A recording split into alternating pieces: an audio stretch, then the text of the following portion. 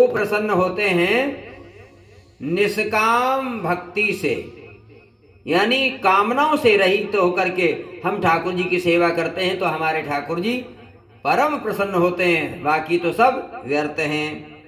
आगे बाबा कहते हैं, गोस्वामी श्री तुलसीदास जी ने याही को अनुवाद कियो है। माना पूज्यपाद गोस्वामी श्री तुलसीदास जी महाराज ने इसका अनुवाद किया है अपने चौपाइयों के माध्यम से। कहते हैं, रीझत राम स्नेह निसोते, कोजग मंद मलिन मति मोते। जो प्रभु हैं वे निष्काम प्रेम से रीझते हैं। अतएव लक्ष्य बने केवल श्री भगवत प्रेम ही, केवल भगवान का प्रेम ही प्राप्त हो, यही लक्ष्य करके, यही लक्ष्य बना करके सभी कर्म करना चाहिए। और आगे कहते हैं, है तो अति दुर्लभ वस्तु, तथापि श्री जीवन धन के अनुग्रह सो यदि कोई सच्चो प्रेमी संत मिल जाए तो या में पूरी श्रद्धा करें। बाबा कहते हैं कि यह भगवान का प्रेम है तो अति दुर्लभ वस्तु, फिर भी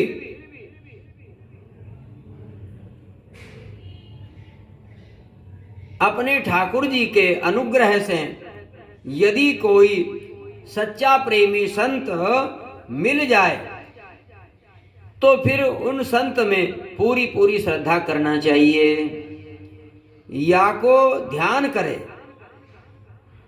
हाँ, उस संत का पूरा पूरा ध्यान रखना चाहिए और उनमें पूरी श्रद्धा बना के रखना चाहिए। आगे बाबा कहते हैं, जगते जगते रहु 36 है, राम चरण 6-3। वाह, बाबा कहते हैं जगत से ऐसे रहना चाहिए। कैसे? बोले 36 होकर के। जैसे 36 का मतलब 3 लिखते हैं, ये 3 और इधर 6, 3 की पीठ और इधर 6 की पीठ, 6 का मुख इधर और 3 का मुख इधर, दोनों की पीठ। तो कहते हैं संसार से 36 के आंकड़े की तरह रहना चाहिए, यानी 36 संसार की तरफ जो है अपनी पीठ कर लेना चाहिए और भगवान की तरफ अपना मुख कर लेना चाहिए। सन्मुख होई जीव मोई जबई जन्म कोट्यग नासई तबही। तो कहते हैं संसार से तो 36 होकर के रहना चाहिए और भगवान से, बोले भगवान से रहना चाहिए पहले 6 और फिर 3, यानी 63 होकर के। 36 का मतलब संसार की तरफ पीठ और 63 का मतलब भगवान की तरफ अपना मुख।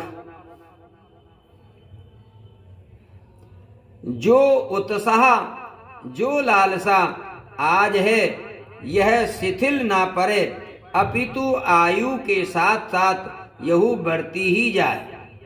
मतलब भगवान के नाम जपने की लालसा जो आज मन में है, ये लालसा कभी शिथिल नहीं पड़ना चाहिए, ये लालसा प्रतिदिन बढ़ती ही जानी चाहिए।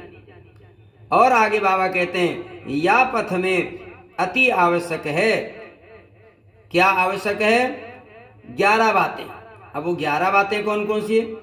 कहते हैं श्रद्धा, सबसे पहले श्रद्धा, फिर निरभिमानता, फिर नम्रता, फिर उदारता, फिर क्षमा, फिर प्रपंच राहित, फिर सरलता, फिर विकारन को अभाव, फिर स्वभाव संशोधन, फिर सतत सावधानता तथा महद अनुग्रह की आकांक्षा। ये 11 बातें जीवन में मुख्य होना चाहिए। कौन कौन सी 11 बातें हैं? फिर से बोलते हैं, 11 बातें हैं। पहली बात है श्रद्धा, दूसरी बात है निरभिमानता, मतलब अभिमान किसी भी प्रकार का नहीं रहना चाहिए। तीसरी बात है नम्रता, पूरी विनम्रता होना चाहिए, धैर्य भाव होना चाहिए।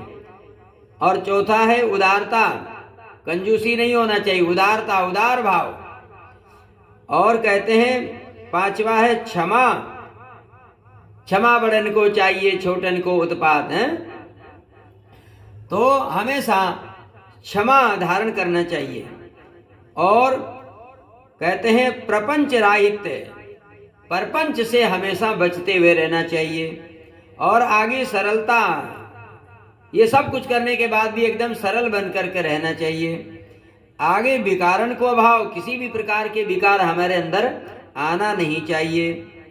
और कहते हैं स्वभाव संशोधन, अपने स्वभाव के बारे में हमेशा सोचते रहना चाहिए कि हमारा स्वभाव कैसा है, इसका संशोधन करते रहना चाहिए। यदि खराब है तो इसका सुधार होना चाहिए। आगे कहते हैं सतत सावधान। हाँ, सावधान हमेशा रहना चाहिए कि प्रभु का स्मरण हो रहा है कि नहीं हो रहा है। और कहते हैं महद अनुग्रह की आकांक्षा, मतलब 11वां सूत्र है कि किसी महापुरुष की कृपा की आकांक्षा मन में बराबर बनी रहना चाहिए कि किसी महापुरुष का अनुग्रह हमारे ऊपर होना चाहिए। और बाबा आगे कहते हैं या पथ में बाधक हैं 11 बातें। देखो पहले 11 बातें बताई जो इस पथ में साधक हैं, इस पथ में उन्नति देने वाली ये 11 बातें हैं।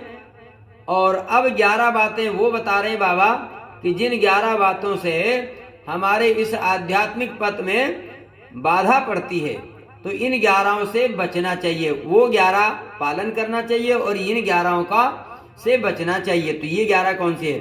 कहते हैं तर्क, रुक्षता, प्रपंच, स्त्री, बालक, द्रव्य एवं वैभव, भोग्य, कायरता, उत्साहहीनता, अकर्मण्यता, स्वभाव में चंचलता। ये 11 बातें अपने जीवन में नहीं होना चाहिए। फिर से इनको बोलते हैं तर्क,